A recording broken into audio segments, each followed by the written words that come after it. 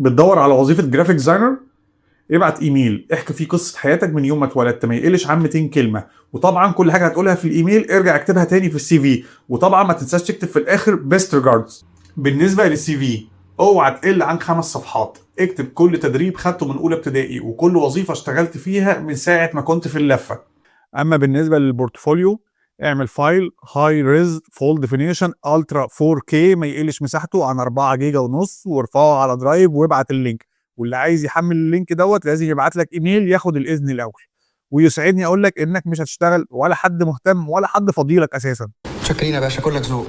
احنا ما بنشحتش.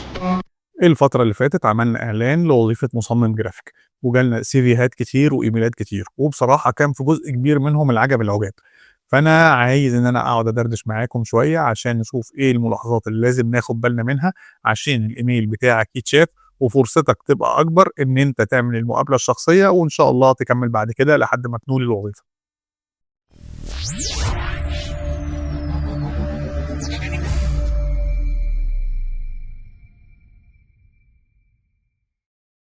في بعض الناس اللي بتحب تعمل انترفيوهات، او بعض الناس اللي ممكن تكون مستريحه في شغلها فبتجرب حاجه جديده. انا عايز اقول ان الكلام ده مش ليكم، الكلام ده للناس اللي بتدور على شغل بجد. عايز انا وانتوا كده نقعد نركز مع بعض شويه ونتمسك باي فرصه تخلي السي في بتاعتنا تتشاف اكتر عشان نحصل على وظيفه باذن الله.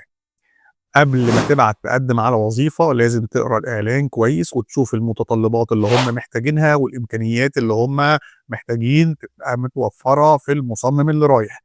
ما تبقاش خبراتك لسه قليله عن الوظيفه وتقول اروح اجرب حظي، ولا خبراتك تكون اعلى وتكون اوفر كواليفايد عن الوظيفه وتقول ما هم اكيد ما هيصدقوا. اللي منزل طلب الوظيفه ده هو عارف هو عايز ايه كويس، ومش هياخد اكتر منه لانه مش هيدفع مقابل اكتر من اللي هو حاطه في دماغه. فانت ما تكونش في وظيفه طالبين جونيور ديزاينر فانت تبعت وانت فاكر ان انت ارت دايركتور فهم يفرحوا بيك.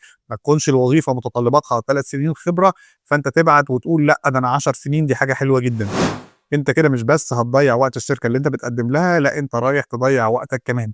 سهل قوي اللي بيبص على السي في بتاعتك ما ياخدش باله ان انت خبره كبيره وتيجي تعمل الانترفيو وتتفاجئوا وانتوا قاعدين مع بعض ان انتوا ايه مش هتنفع تكملوا، يبقى انت في الاخر ضيعت وقتك وضبيت المشوار على الفاضي. والكلام ده برضو للشركات اللي بتعرض الوظائف، حاول تقول كل المعلومات اللي تقدر تقولها عشان توفر وتختصر على نفسك وتوفر وتختصر على الناس اللي جايه لك. خلاص قررنا ان احنا هنقدم على الوظيفه، مهم جدا ترفض بالايميل السي في بتاعتك.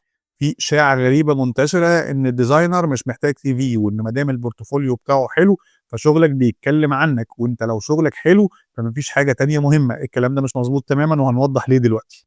الشخص اللي عارض الوظيفه بيبقى بيدور على معلومات مهمه جدا مش هيقدر يلاقيها في حته تانية غير في السي في بتاعتك، زي سنك، مكان السكن، مؤهلك وهل ليه علاقه بالوظيفه اللي انت متقدم فيها ولا لا، خبراتك السابقه والاماكن اللي اشتغلت فيها، حتى اجابتك للغات الاجنبيه. كل ده هيعرفه منين؟ مش من البورتفوليو طبعا، كل ده ما بيبانش بالبورتفوليو، كل ده بيتكتب بكل صدق وصراحه في السي في بتاعتك.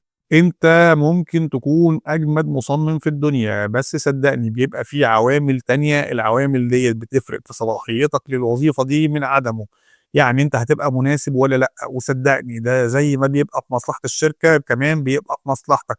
في حاجات وظروف معينه لو اتوفرت هتبقى انت مش مناسب للشغلانه دي تماما. فانت اهم حاجه هتذكرها في السي في بتاعك السن، المؤهل الدراسي وسنه المؤهل، محل الاقامه، اجابتك للغات الاجنبيه وخبراتك السابقه، وطبعا رقم التليفون اللي هيتصلوا عليك بيه.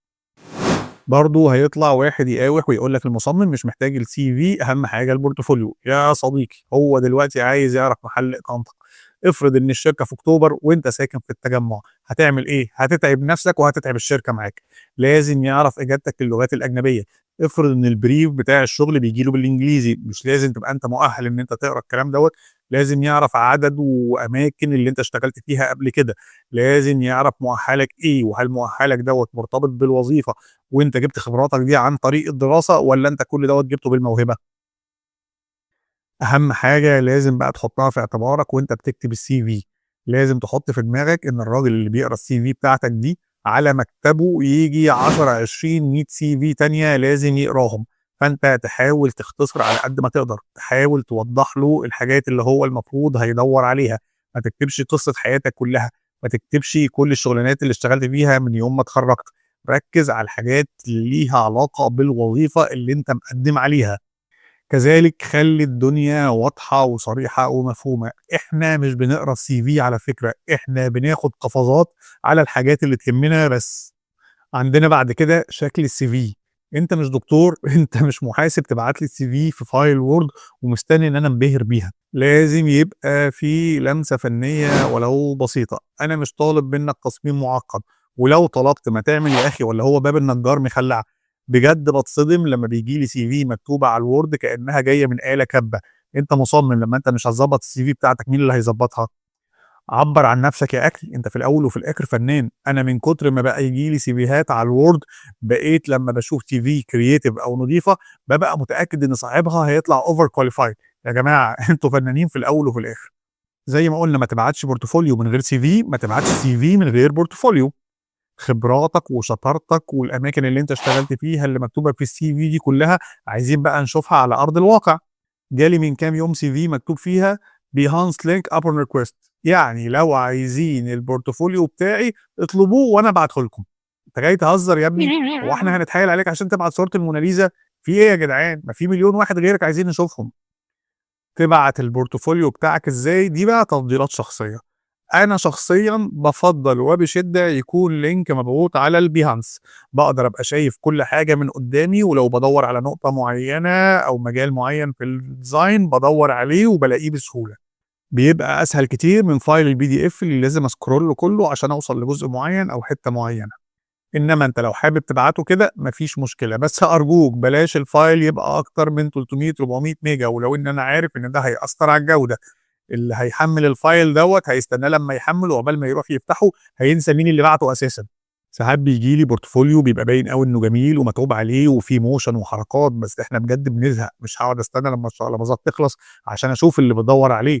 جالي قبل كده بورتفوليو عبارة عن link، الlink ده بيدخّلك على ويب سايت، ولمّا تخش على الويب سايت بيطلب منّك تسجّل وتعمل account عشان تشوف البورتفوليو. في إيه يا عم؟ أنت لو آخر مصمم في الدنيا أنا مش عايزك، في مليون واحد غيرك مستنيين. أنا عارف إن الكلام ممكن يكون بيضايق، بس أنا باقسو عليك عشان مصلحتك. حُط نفسك مكان الموظف أو المدير اللي محتاج يراجع السيفيهات دي كلها، ده غير ممكن يكون عنده مهام وظيفية تانية، مش هيتعب نفسه صدّقني، هيقول لك اللي بعده وفي مليون واحد مقدّم تانيين. ونفس الكلام اللي قُلناه على الCV هو اللي هنعمله في البورتفوليو. الشغلانة اللي قديمة اللي ما لهاش لازمة شيلها، الحاجة اللي تحس إن أنت ما كنتش في أحسن مستوى ليك فيها ما تخلّيهاش. لو عندك tutorial قديم ما حدش محتاج يشوفه، خير الكلام ما قل ودل. كل حاجة ما بتعبّرش عن مستواك الحالي مش عايزينها. بابا هو الوحيد اللي هيبقى عايز يشوفك وأنت بتكبر قدّامه، إحنا عايزين نشوف مستواك الحالي اللي أنت وصلت له، اردم على القديم.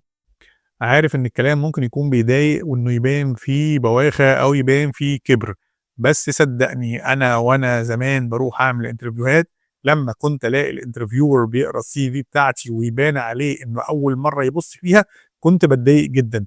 بس بجد ده واقع الأمور، معظم الناس بيبقى عندها شغل كتير وبتحاول تنجز نَفْسها، فأنت لازم تساعد اللي هيشوف الCV بتاعتك عشان في الآخر تساعد نَفْسك وتقدر تاخد الوظيفة. لو حسيتوا إن الحلقة مفيدة عرفوني، ممكن نعمل حلقة جديدة نتكلم فيها عن المرحلة اللي بتلي الكلام اللي احنا قلناه النهارده، من ساعة ما بيكلموك في التليفون ولحد لما بتروح تعمل الانترفيو.